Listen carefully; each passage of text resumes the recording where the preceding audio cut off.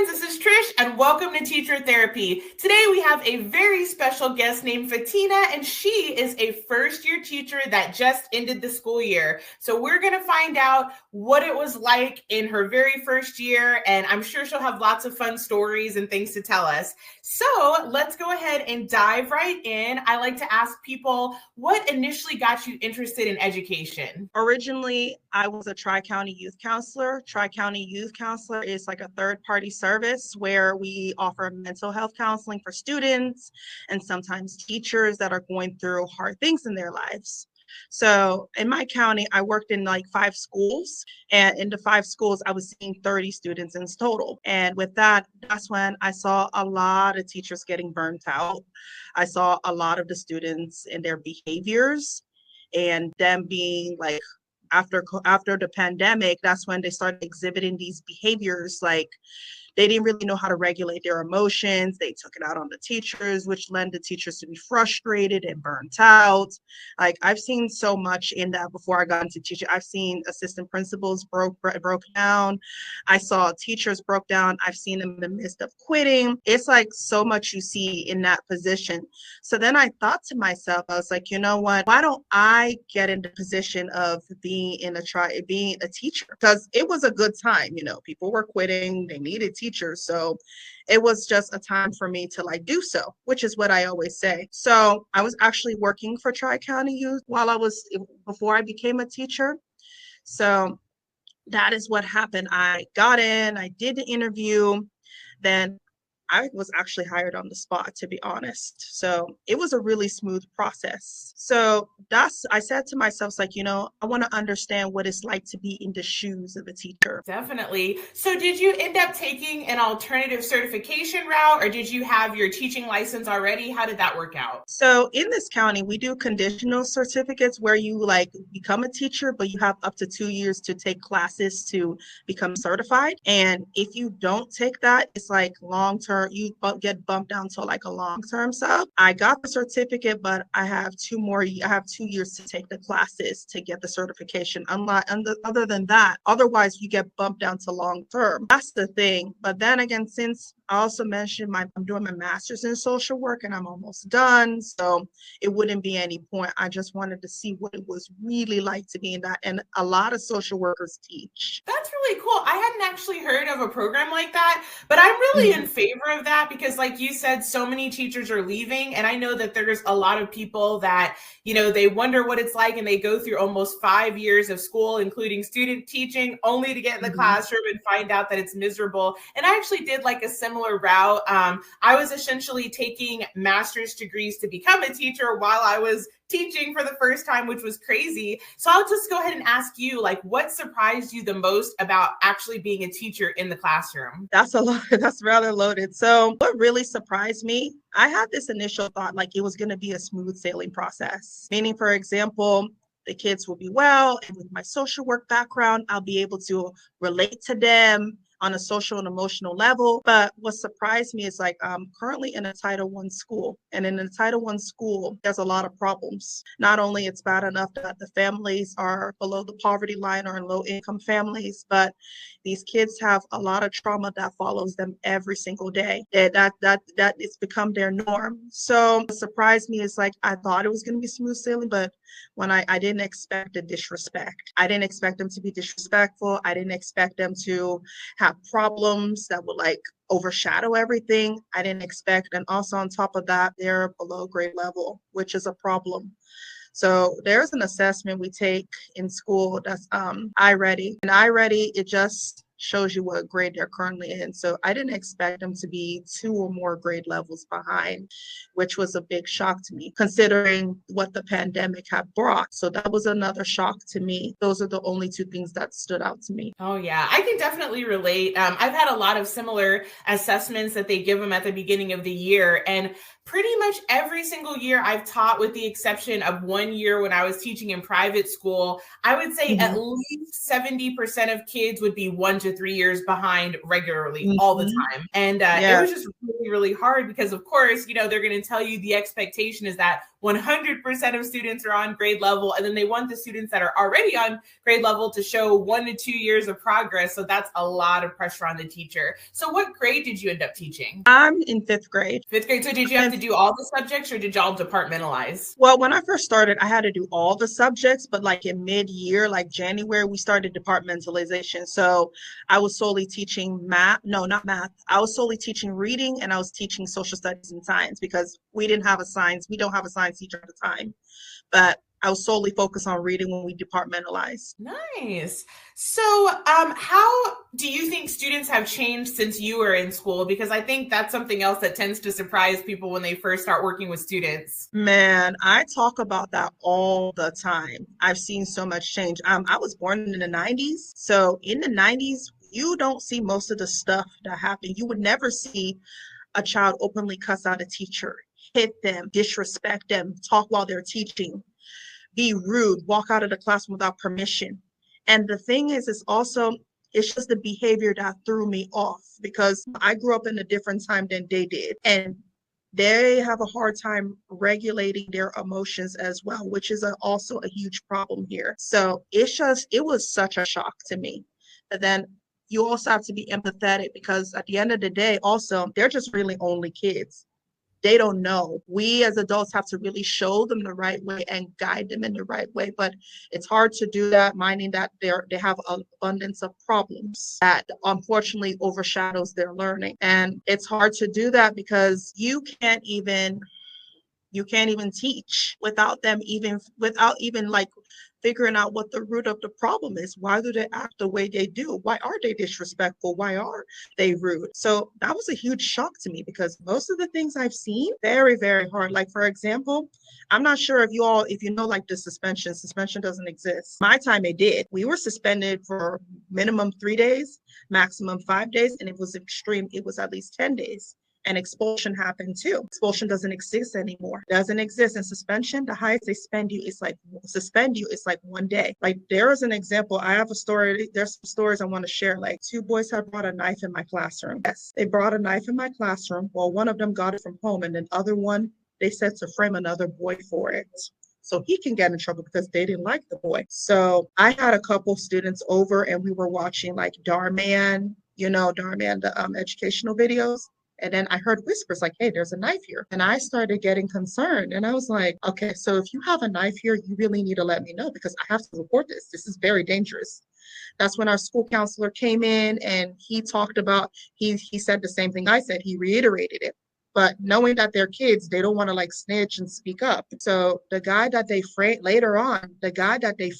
he found it in his locker and he brought it to me. He's like, Miss Bangura, I found a knife in my locker. I was so scared. I literally ran out of the classroom to our assistant principal. I was like, hey, I have a knife in my hand. A student literally just gave it to me. So that's when he came in and then they did a whole investigation and they found out it was the 2 boys that framed it in. The one that they framed, he had to go home early because he was so traumatized. So what did they do? They only gave them a day of suspension and they were in my class the next day. I was like, no, this is very unacceptable. There was girls that were hyperventilating. I had to calm them down. I had to talk to them. They were screaming, crying. They were scared. It was really traumatic. And not only that, it made the whole student body. The whole knife incident, our principal had to write an incident letter to all the parents and all the staff about it. And it happened in my classroom. So those are things that now they're getting away with that we wouldn't be able to get away with because we would have been expelled. Yeah, that would have been pretty much a ticket straight to alternative school in my day too. That's crazy. So does your school have like things like PBIS or BIST or restorative practices, or do they not really call it anything? They just don't suspend people? The thing is, yes, we do have PBIS here. But then again, if I'm being honest, we look at it as if it's a waste of time. We look at it like, for example, it really doesn't help the child. And I recently had a meeting with my superintendent and a couple other teachers. And I said to them, like, the problem that's really driving these teachers to leave is the student behavior. Who's really telling these kids what they're doing to their teacher is wrong? Who's telling them? PBIS is basically not showing them what they should do right. It's basically masking the fact that they shouldn't be punished, and it's wrong. So we have PBIS here, but we don't really delve into it because pretty much just give the kid a bag of chips and send them back to class, or Chick-fil-A even, which really angers the teacher. Yeah, we do Chick-fil-A here. Wow. Yeah.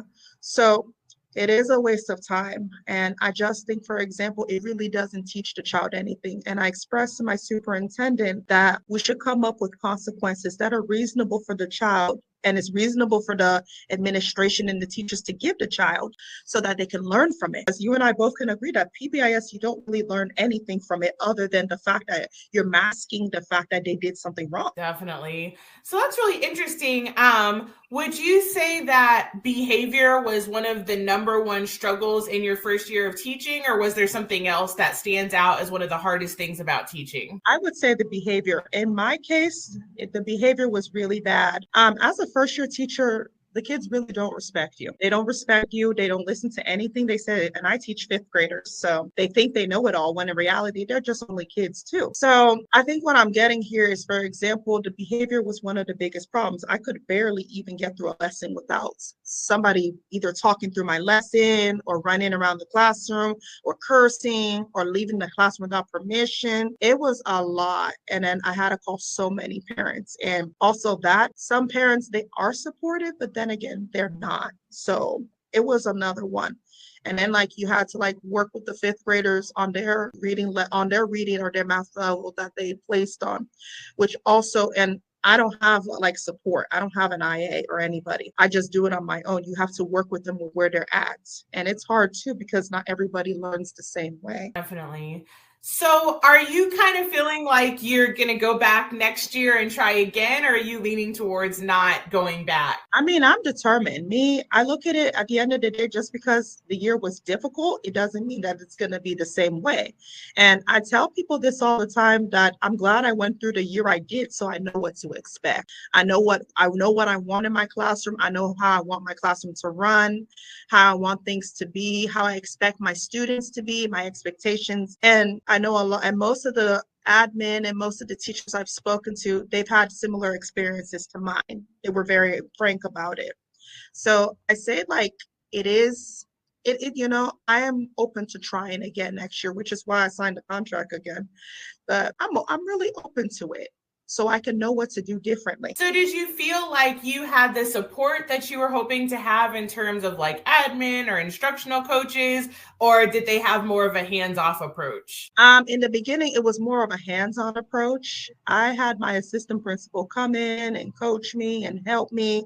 And then we also had some IoT teachers that would come in and like model lessons for them, lessons for the students, and give the teacher feedback on what they could do differently. So at the beginning, it was a hands-on approach, but at the end, they back off and let me do my own thing. So that way I know. So did you feel like, in spite of the challenges, that you enjoyed teaching and you feel like this is the path that you want to stay on? I do enjoy it. I do like building relationships. I do like making new friends in the community and learning new things and seeing how people are. I do, but however, teaching is not my end all to be all. I do want to pursue other things. I do want to travel the world and see where things are, but teaching, like they say, it's really not an easy job. It's nowhere near easy, but I'm glad I did it so I can have an understanding of what it's like.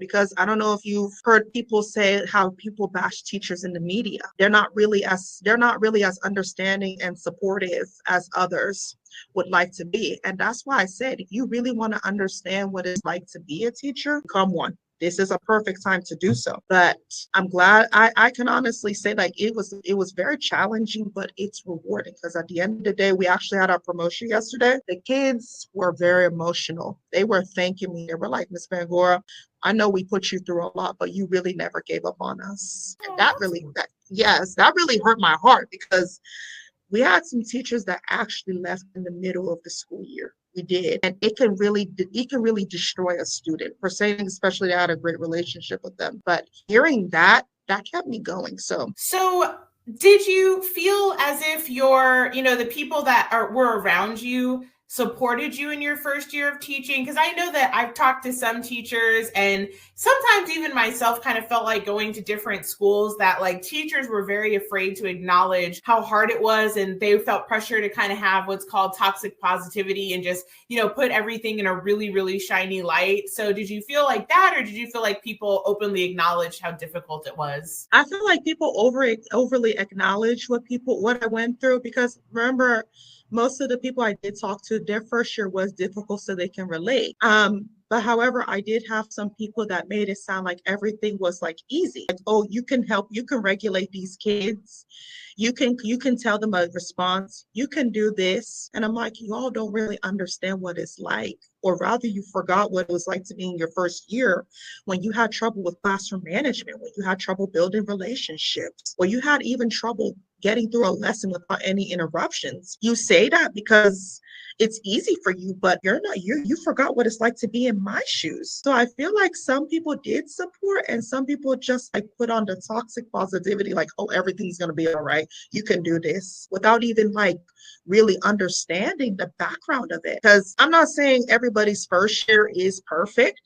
I'm not saying some people had some great years and some people didn't. I know I didn't have a good first year, but I just want people to be in tune. Like, hey, this is a rookie. This is a rookie situation. This is like a time for you to really grow and get in your element as you're becoming a well-developed teacher. So I did have that support from, and some of them, I didn't feel like they really understood me. So that's when I was like, I just shut off. I was like, let me just do my own thing, because at the end of the day, I think some people are afraid to be honest with themselves when it comes to teaching in the educational field. They're afraid to tell them like, hey, I've been there before.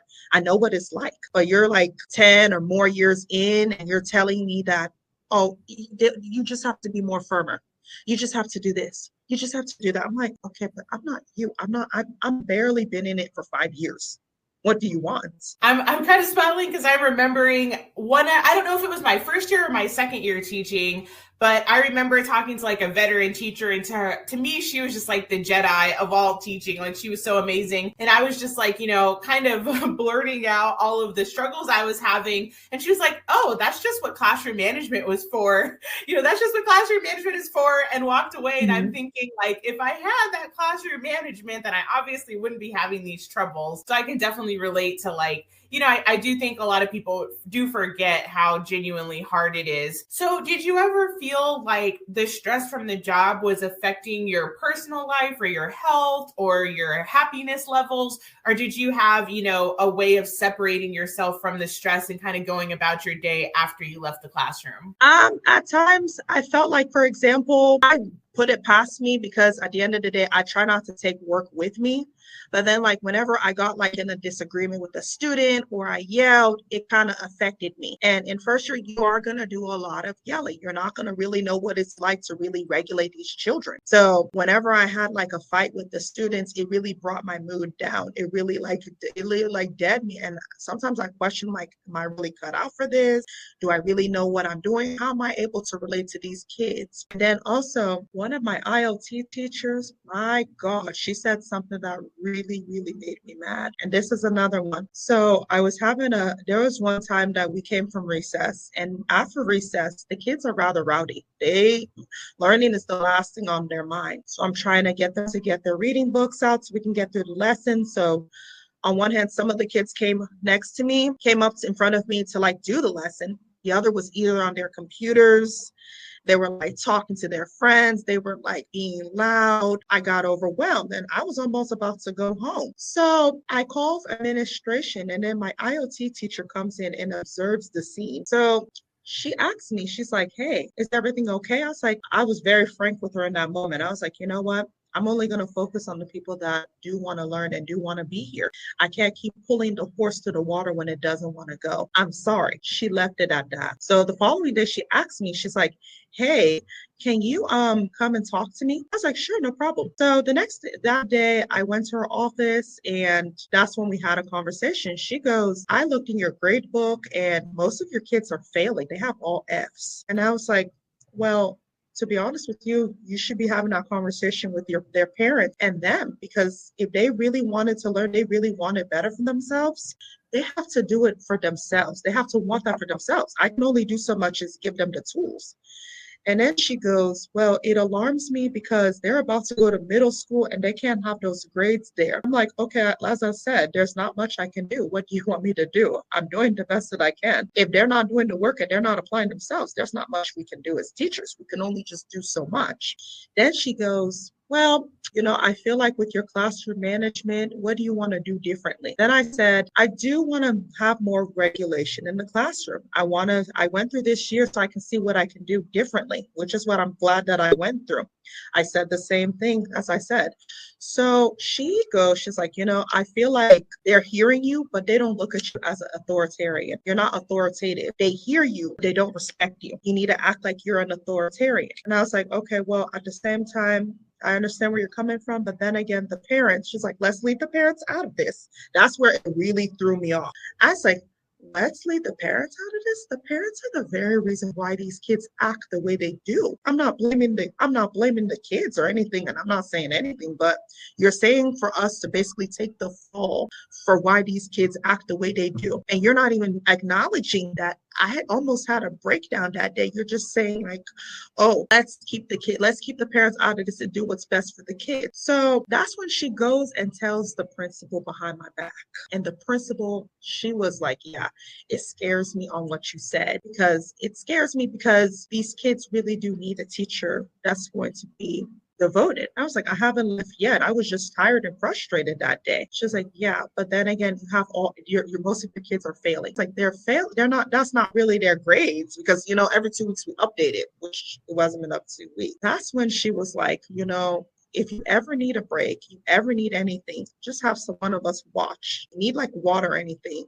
But it scares me when you say, I'm only going to focus on the kids that want to learn, because everybody should learn. And I left it. I was like, okay, well, thank you for your time. I'm going to go. So since then, I haven't had any contact with the ILT teacher. And I don't know if that's a question you're going to ask. I'll just go into another story about that. I also learned that they can use your vulnerability to make themselves look good, which is what happened in that situation. Wow, that's rough. I do remember something similar happening to me too, back to my first 2 years. And I was like so new and naive that I didn't know, like, be careful who you tell the truth to, because I'm just thinking, oh, they're my co-teachers, they've got my back. But then I remember having some other teacher that I didn't even know come to me and say, oh, I heard you were having a really hard time with your classroom management. And I'm like, what do you mean you heard that from who? And then it dawned on me, I'm like pouring my heart out, and not even thinking, it didn't even occur to me, like, be careful, like who you tell things to, because like you said, sometimes people enjoy talking about other people. Sometimes people will go to your management. Another time, this person did this by accident, but I was really upset with them. It was actually a really good friend of mine that, again, I was pouring my heart out to this person, and they actually went to the principal and said, hey, I'm worried about, Miss Trish. Here's all the problems that she's having. Wow. Who does that? And this person sincerely apologized, and I think that they were genuine. They just maybe were not quite thinking, but it's definitely something that I would tell new teachers, because I think, at least me, I always assume that teaching is such a warm, maternal, relational, loving, big, happy family, but people will like stab you in the back so fast. So that's a good thing to keep in mind for sure. So I'm curious, since you brought up grades, did they ever pressure you to like pass everybody or to change grades? Or did they just kind of say, oh, well, they have failing grades, but they're going to go to the next grade anyway? Yeah, the thing is they never pressured me, because they also believe in fairness. But however, like, it concerned me because, for example, they have failing grades, but then again, they can go to the next grade, which is a concern, because they're not going to be able to like apply what they learned in the previous grade to the next grade, which is also a problem for most teachers. I actually had to recommend to retain one of my students, because she's been failing since the second grade. So yeah, she's been failing, and she's been going through the motions. Like, she went through second, third, fourth, and eventually fifth. I'm the fifth teacher that failed her consistently for like 6 years. So they were like, so that's when I remember I recommended her to be retained, but they said she doesn't need to be retained. She's going to the sixth grade. And I was like, yes, but at the same time, she's failing everything. And if I bring you samples of her work, it's not gonna look good because at the end of the day, if I'm gonna move somebody to the next grade, it has to like the work has to show. And that's what's really killing. It's what's really killing the education system. You're hurting these kids. You're hurting these kids by moving them, knowing full well that they're not even ready to be there. The only way we can retain the kids is if their parents were to agree, which 90% of the time they're not going to. They're just like, okay, go ahead. So I did have that situation that I failed students, but they still moved on to the next grade. But you and I both know that that's a recipe for disaster. Absolutely. I think that's probably another difference between maybe when we went to school and now. When we went to school, it wasn't this huge negotiation with the parents about whether or not the kid fails, whether or not the kid gets suspended. The school actually had the authority and took the authority to do what needed to be done for the best interest of the students and the rest of the student body. But now it just seems like, administrators and schools are so terrified of lawsuits and parents getting upset that they just, they'll cave the second a parent pushes back just a little bit. And see, that's what I also notice. A lot of times, for example, I noticed that a lot of the times the administration will coddle to these parents. And back then, when I was in school, the administration, the parents, and the teachers, they all worked hand in hand. Because I know when I went to school, I knew better than to act up because my mom, we lived 5 minutes from the school. She was ready to get on me when the teacher called. But here, for example, I noticed like there was a time I had a student that we have a strict cell phone policy too, because it ruins grades. That's another factor as to why these kids are not really passing. They're so glued on technology. So she was on her phone, and then I told her, I was like, hey, put the phone up. She's like, okay. So I called her 2 more times. Then I had to call our principal to come and pick it up. The principal and the mother sent the principal an email saying like, oh, well, I want my daughters to have her cell phone on her at all times. I don't feel comfortable. I don't feel safe with her without her phone. She needs to have it at all times. Instead of the principal following the school rule, the policy actually of the county, she succumbed to what they were saying. She was like, she's supposed to have her phone at all times. And I'm like, honestly, this is what's really killing the fact that you all don't have teachers. The fact that you all are passing these kids without even giving them the basic skills to apply what they're having successfully.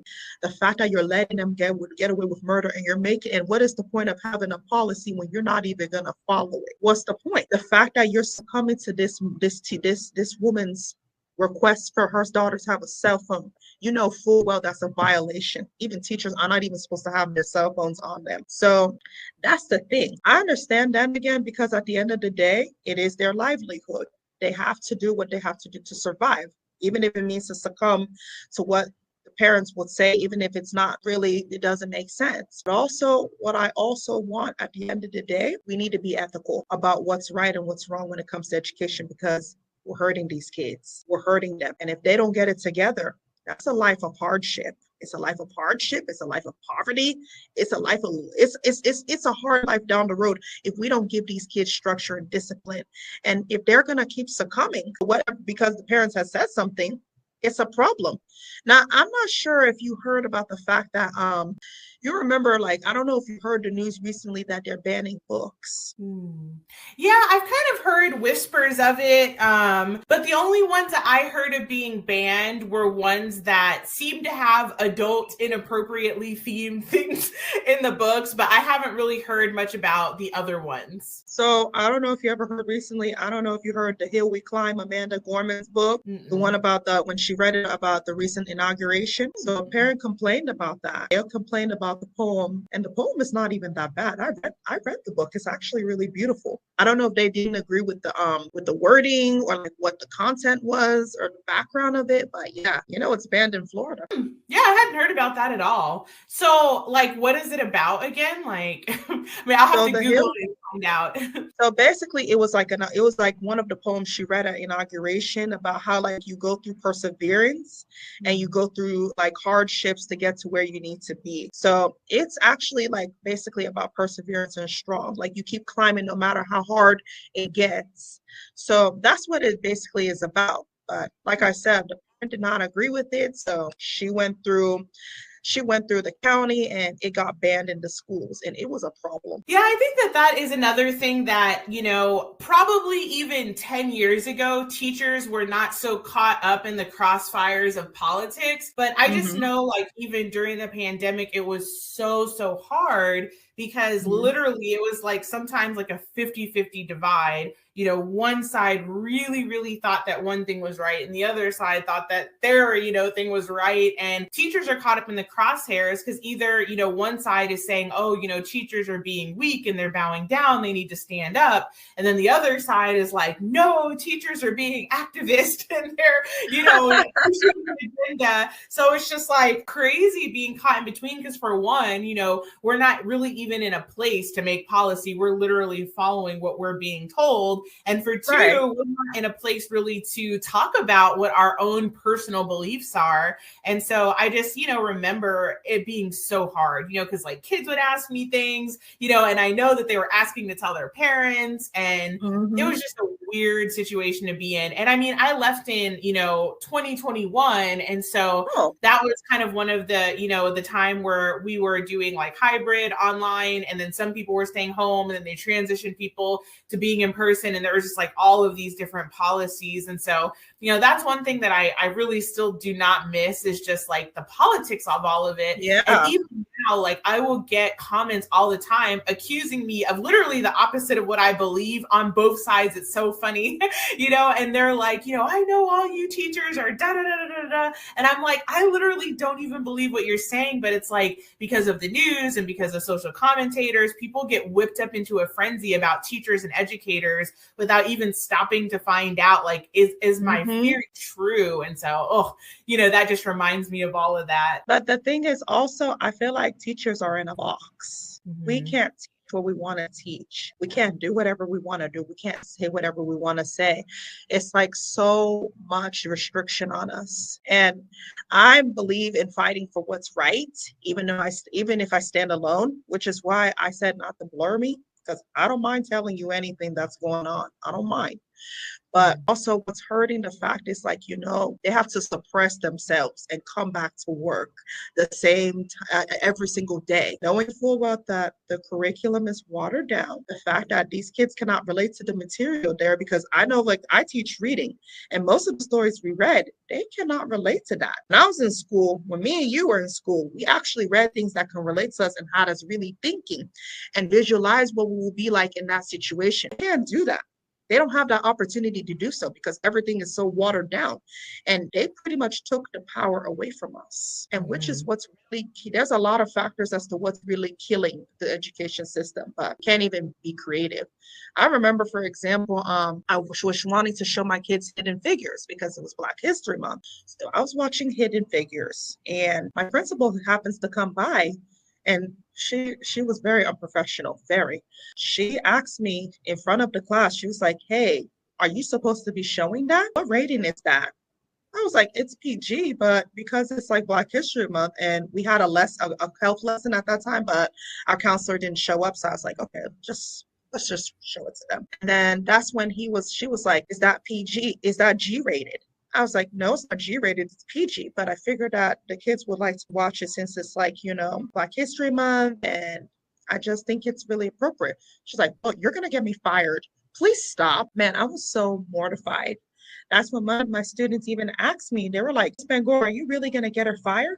Then I said, no, we're just having a conversation. I try to play it off. But I just think, to be honest with you, like I said before, I feel like I get that you're trying to do your job because at the end of the day, it is your livelihood. It's how you're going to pay your bills. But then again, these kids one day, they really need to know their background. They need to know who they are. And they're not going to necessarily, I mean, except if they get homeschooled, but they're not going to necessarily know unless we teach it to them. That's what's really, really hurting.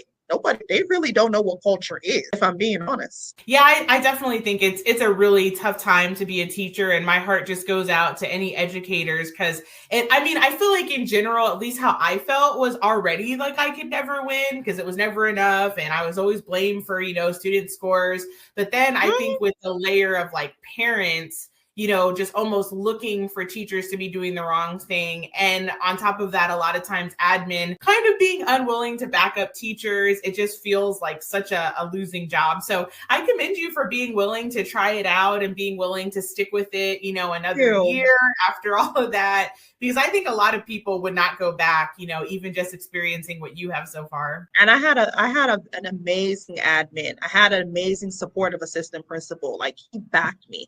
He was hands-on, but then again, he was hands-off too. So we actually put together like a basket for him. It was the hugest basket ever because, he was really one of the assistant principals that really supported me and really had my best interest. And a lot of the teachers felt the same way. The principal, I can't really speak much about for her because she really didn't give me the support that he did. So it's nice to have somebody to have like a backup for you. Yeah, it's nice to have at least like one admin that you feel like you can talk to for sure. Sometimes it's not like the whole administrative team, but if you have just one person that you feel like you can be honest with and that they're going to do everything that they can to support you, that's always helpful. So I'm curious, like, what are some maybe pieces of advice that you would give to new teachers that are they've been in your situation and they're maybe dreading going back next year, but they feel like they need to? How would you encourage a fellow new teacher? I would say, to be honest with you, take risks. See what it's really like. Like, as I said before, it doesn't mean because it's been bad, it's going to be the same. So you just got to think optimistically and see if you really want to go in it. And it's much, there's also more prayer as well. Talk to God, talk to him and see if this is really the best route for you, whether you want to go for another year or you just want to pursue everything else. And also be true to yourself. Be honest with yourself if you need help. Be honest with yourself if you're struggling. Be honest if this is not for you, or if you think you want to go another go. It's all about you being transparent with yourself and seeing what works for you as the individual. So those are the things, like, have a bright mind, talk to God, and be transparent with yourself. Who knows? Maybe it'll be a good route. Definitely. And I like to ask people a few different questions. I try to pick a different closing question each time, but I'm curious, what do you wish the public knew about a teacher's job? It could be parents, admins, students, society. Like, what do you wish people really understood about a teacher's job? Wow, there's a lot. I really wish, for example, they know what it's like to really be in charge of 20 other students and their behavioral problems, especially if they're working in a Title I school. I really wish that they can understand that their kids need that love, that support. Not saying that some parents don't give it to them. Some parents do. I have some parents that actually do love their kids, but some, I don't know, like in 2020, if you've ever went on Facebook and you see a lot of parents admitting that they never wanted their kids. It was heartbreaking. I just want them to understand that these kids have a lot of potential and they just need somebody to really push them to their elements. I want them to understand that these teachers are humans too, and we have feelings. And we feel we feel every moment of it, whether it's positive or negative. We want support. We want somebody to really understand what it's like to be in the shoes, such as being a counselor, being a nurse, being a teacher, being a mom, even. All those things. Be understanding of the role that a teacher plays, and understanding it's not easy, but we're doing the best that we can. That's awesome. Well, thank you so much for being with us and helping us us old teachers, like, remember what it was like to be a new teacher, and then helping fellow new teachers know that they're not alone in this crazy, wild world of teaching. If you want to interview with me, just go ahead and email me at teachertherapytrish@gmail.com, and we'll see you guys next time. Bye for now, everybody. Bye.